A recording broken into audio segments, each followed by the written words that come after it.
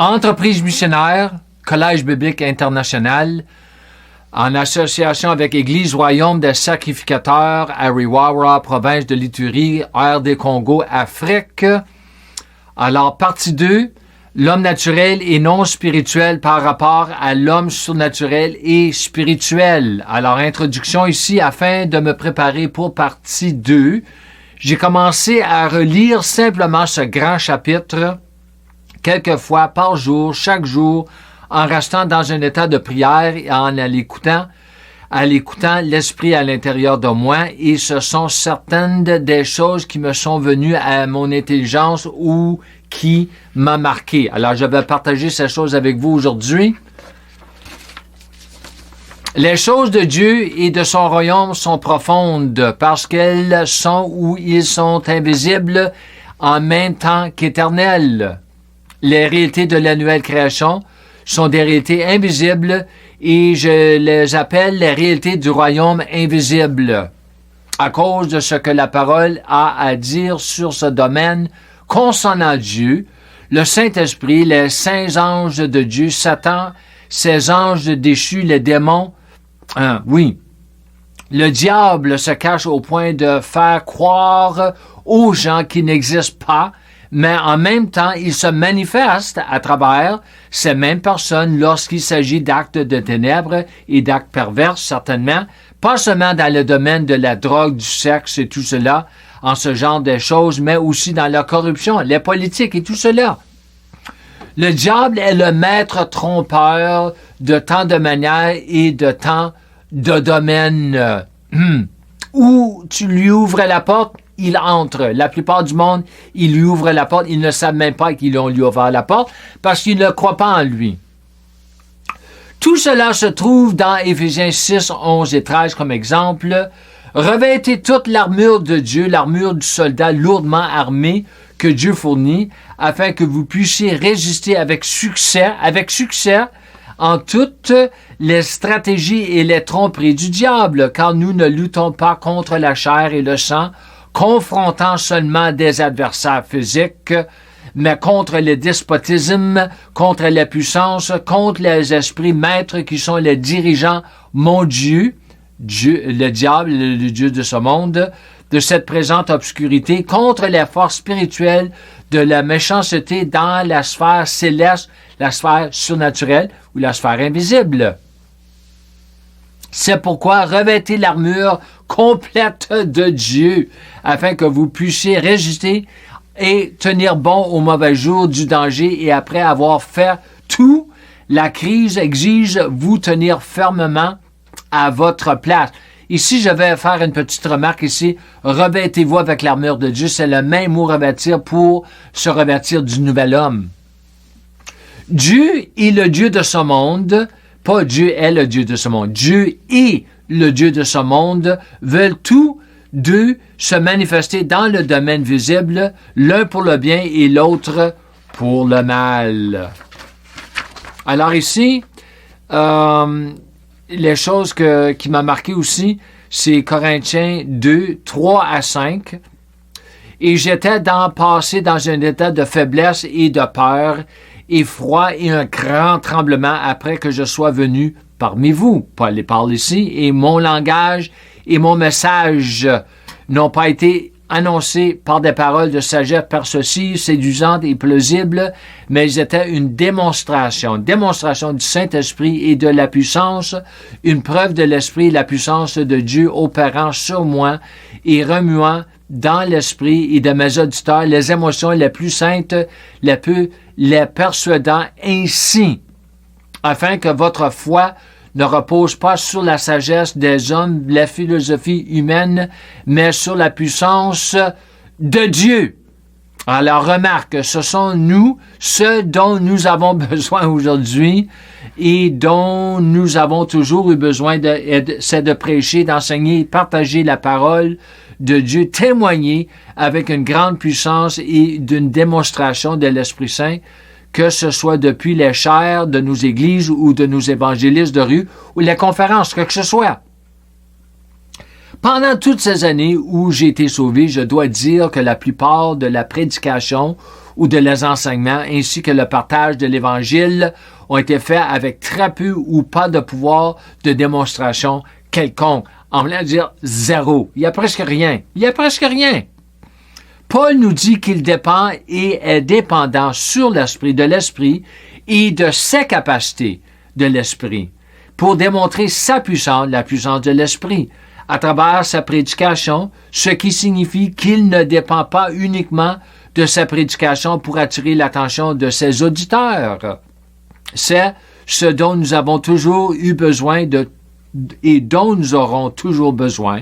Moi-même, je n'ai aucun intérêt à enseigner ou à prêcher en dehors d'une sorte de manifestation de sa puissance, quelle que ce soit la façon dont il choisit de le faire. C'est à lui à choisir.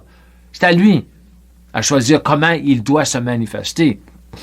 Je préférerais rester à la maison et à faire ce que je dois faire pour marcher dans sa puissance, puisque sa puissance nous a été déjà donnée. Moi, je prie pas. Moi, je ne jeûne pas pour recevoir le pouvoir de Dieu. Non, non, non. J'ai déjà le pouvoir de Dieu. C'est parce que je ne le crois pas. C'est pour ça. Je dois transformer à ce que la parole nous enseigne concernant le pouvoir, tout cela. La guérison, la prospérité, la provision, tout cela.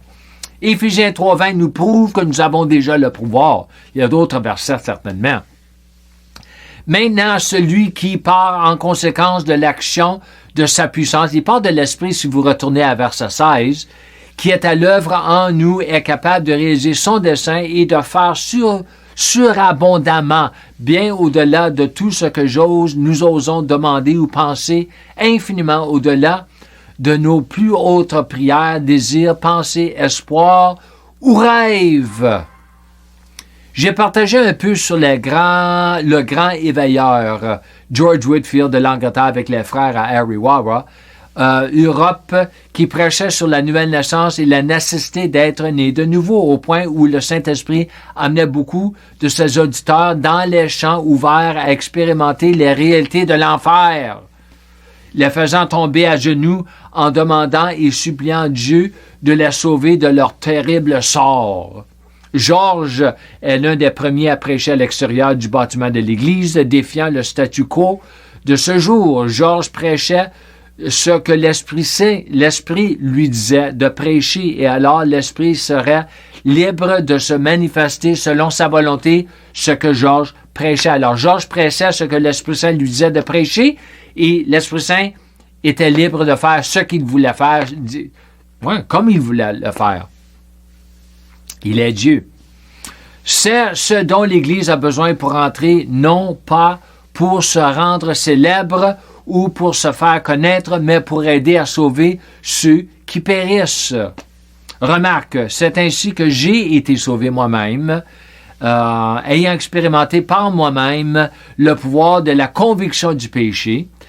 Alors, je vais partager un peu, j'ai vu où il m'a fait voir, Dieu m'a fait voir, l'Esprit Saint, mon péché ou mes péchés, me faisant voir des choses que je n'aurais jamais pensé voir un jour, me faisant voir les choses comme il les voit, ce qui m'a donné le pouvoir et qui m'a permis de me repentir, de me détourner et de changer ma pensée concernant ces choses, et j'en serai éternellement reconnaissant pour tout cela. Moi, quand j'ai vu ce que j'ai vu, je ne pensais pas que c'était possible de voir ces choses-là, et je suis reconnaissant. Très reconnaissant, au point que j'ai jamais retourné à mon vomi. Hein? J'ai jamais retourné au monde, j'ai jamais retourné à les choses qu'il m'a fait voir, qu'il m'a libéré dans ce moment, en 1994, Drummondville, Québec. Et il m'a aussi pleinement convaincu que je n'entrerai jamais au paradis, le ciel, et je mourrais dans cet état, me convainquant que j'irais plutôt dans un enfer éternel. C'est ça qu'il a fait. Il m'a pleinement persuadé de beaucoup de choses en très peu de temps, d'une durée peut-être de 2 minutes, peut-être 2 minutes. Cela manque beaucoup dans l'Église ainsi que dans le monde. Alors ici, Paul, c'est ce dont parlait l'apôtre Paul, Et Jésus aussi, trouvé dans Jean 16, 8 à 9, et quand il viendra, l'Esprit Saint, il convaincra le monde, il lui apportera une démonstration de péché et de justice, droiture de cœur et droiture devant Dieu et de jugement au sujet du péché parce qu'il ne croit pas en moi. Faites confiance en moi, comptez sur moi et adhérez à moi. Alors, le mot original ici, le mot convaincra, c'est numéro 1651, Strong's Number. Dénoncer, réprimander, discipliner, se montrer coupable, convaincre avec des preuves solides et convaincantes. C'est ça qu'il a fait avec moi, en particulier pour exposer, prouver l'erreur, montrer une faute ou des fautes. Ce mot grec retrouve ainsi dans 2 Timothée 4.2. Alors, allons voir 2 Timothée 4.2. Annoncez et prêchez la parole. Gardez votre sens de l'urgence. Attendez-vous, soyez à portée de main et prêt. Que l'opportunité vous semble favorable ou défavorable, que cela soit commode ou gênant, que ce soit bienvenu ou non, vous, en tant que prédicateur de la parole, devez montrer aux gens en quoi leur vie est mauvaise et les convaincre, les réprimander, les corriger, les avertir, les exhorter et les encourager, inlassables, inépuisables en patience et en enseignant. Très puissant. Dans l'Église aujourd'hui, nous avons de nombreux prédicateurs qui essaient de convaincre les saints qui sont dans le péché, ainsi que les pécheurs qui sont dans le péché et qui doivent se repentir. Oui, c'est vrai, c'est bon. Mais ils le font en s'appuyant sur leur prédication et non sur l'Esprit et sa capacité et sa puissance pour le faire. Ce dont parle l'apôtre Paul. C'est ça exactement ce que Paul parle dans Corinthiens 2. Même quand il s'agit de moi, aussi bon que soit mon message et de ma sainte doctrine, je ne veux pas dépendre sur mes capacités à le transmettre, mais en dépendant de l'Esprit et de ses capacités à convaincre mes auditeurs. C'est ça que ça fait. C'est ce qu'il va falloir pour bouleverser le monde et bouleverser l'Église, la réforme. J'ai partagé un autre témoignage sur la façon dont les gens de certaines églises pouvaient ressentir la présence de Dieu pendant que j'enseignais, ainsi que sur la façon dont certains ont vu des anges pendant que je priais, ce qui les a aidés à se convaincre que Dieu est celui qui m'avait vraiment envoyé en Afrique du Canada, parce que l'Afrique a eu beaucoup de missionnaires, certainement, et encore aujourd'hui, il y a beaucoup de missionnaires du Canada, de l'Amérique, mais pourtant, ils ne sont pas envoyés par Dieu, la plupart, je dirais, mais par eux-mêmes ou par leur église locale à qui ils appartiennent. J'ai également partagé comme j'ai ressenti la forte présence de Dieu dans l'avion lors de mon vol de Toronto au Canada, aux Pays-Bas, en Europe. Le Seigneur a fait tout cela pour me convaincre que c'était lui qui m'envoyait et non ceux qui l'utilisaient pour m'envoyer. Et cela m'a donné confiance une fois arrivé en Afrique, puisque c'était ma première fois. Et je veux dire ici, même si le Seigneur se sert de quelqu'un, il va se servir de quelqu'un. En général, je dirais 99% du temps, il va se servir de quelqu'un pour t'envoyer à quelque part. Surtout quand tu n'as jamais été à cette place-là. Mais ça, c'est pas eux qui t'envoient, c'est lui qui t'envoie. Si c'est lui qui t'a envoyé premièrement, il va se servir du monde. C'est comme ça, on travaille ensemble, dans le corps. Alors, le mot original ici pour le mot démonstration dans 1 Corinthiens 2, 4, c'est Strong's numéro 585, une parade, une démonstration, une preuve, une manifestation dans une certaine mesure. Ce mot est synonyme avec le mot convaincra 1651. Avançons ici, un peu plus bref aujourd'hui. Corinthiens 2, 12. Or, nous n'avons pas reçu l'Esprit qui appartient au monde dans le Saint-Esprit, mais le Saint-Esprit qui vient de Dieu, qui nous a été donné afin que nous puissions réaliser, comprendre, apprécier les dons de la faveur divine et la bénédiction si librement et généreusement qui nous a été accordée par Dieu. Ce verset se trouve en fait dans ce que Jésus a dit dans Jean 16, 13 à 15. Mais quand lui, l'Esprit de vérité, l'Esprit qui donne la vérité, viendra, il vous conduirait dans toute la vérité, l'entière, la pleine vérité, car il ne prononcera pas son propre message de sa propre autorité, mais il dira tout ce qu'il entend de la part du Père. Il donnera le message qui lui a été donné et il vous annoncera et vous déclarera les choses qui doivent venir, qui arriveront dans le futur. Il m'honorera et il me glorifiera parce qu'il prendra, recevra, puisera ce qui est à moi et vous le révélera, déclarera, divulgera et transmettra. 15. Tout ce que le Père est à moi. C'est ce que je voulais dire quand j'ai dit qu'il, l'Esprit, prendra les choses qui sont à moi et vous les révélera, déclareront, dévoileront, transmettront. Alors ici, j'ai marqué, nous devons comprendre ces 3 versets que je viens de lire dans le contexte avec Jean 14, 26. Mais le consolateur, le conseiller, l'aide, l'intercesseur, avocat, fortifiant, le Saint-Esprit, que le Père enverra en mon nom à ma place pour me représenter et agir de ma part. Il vous enseignera toutes choses et il vous fera rappeler, vous rappellera tout ce que je vous ai dit. Parce que, comme je vais dire ici, nous devons comprendre que tout ce que Jésus dit ici est dit en tant que fils premier-né de Dieu, le deuxième Adam selon son humanité. Jésus nous dit que tout ce qui lui appartient ou qui lui a été donné vient de son Père. Et puisque nous sommes en union avec Jésus, tout ce que lui appartient nous appartient aussi, puisque nous sommes aussi les fils de Dieu, une fois que nous sommes nés de Dieu. Et l'Esprit a été envoyé et donné pour nous révéler toutes ces choses en tant que fils de Dieu, afin que nous puissions y marcher comme Jésus y marchait. Tout cela ayant à voir avec ce que nous appelons les réalités de la nouvelle création ou les réalités d'être en union avec le Christ à travers la nature ou la nature divine ou la nouvelle nature. Remarque encore, ce qui appartient au Père appartient à Jésus parce que Jésus vient du Père et tout ce qui appartient à Jésus nous appartient aussi parce que nous appartenons au Père par notre union avec Jésus par la nouvelle naissance. C'est vraiment, c'est ça ici, j'ai marqué ici, et tout cela doit être enseigné dans le contexte de Jean 20, 17. Ça m'a vraiment aidé quand le Seigneur m'a fait voir cela. Je vais enseigner beaucoup sur cela dans le futur.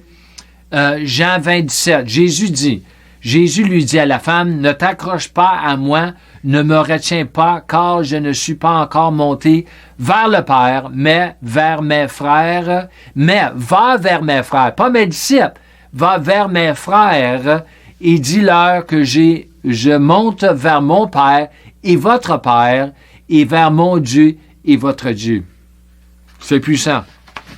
Ça fait partie de la bonne nouvelle. Le monde entier est en union avec le premier Adam. Mais au moment où vous êtes né de nouveau, en recevant la nouvelle nature, vous n'êtes plus en union avec le premier Adam, mais vous êtes maintenant en union avec le second, le deuxième, le dernier, le nouvel Adam. C'est une bonne nouvelle. C'est la bonne nouvelle. C'est une grosse partie de la bonne nouvelle. Tout cela est toute la prémisse ou le but ou l'objectif de la croix, tout ce qui s'est passé à la croix. Avant la croix, à la croix, après la croix. Remarque, je ne peux pas convaincre l'athée que Dieu est réel et qu'il existe. Dieu, le Saint-Esprit, est le seul qui est capable d'accomplir une seule tâche. Mais il doit le faire à travers nous, le corps du Christ, comme il l'a fait à travers de Jésus.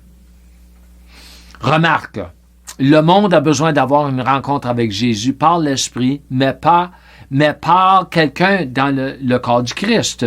Nous sommes entourés d'athées, de malades, de personnes harcelées par des démons et bien plus encore. La moisson est encore grande, très grande, je dirais, mais les ouvriers sont encore peu nombreux, même après 2000 ans. C'est vraiment triste. En tout cas, je vous encourage, comme toujours, de marcher, même de courir dans la plénitude de la grâce et de la foi de Dieu. Shalom et Amen.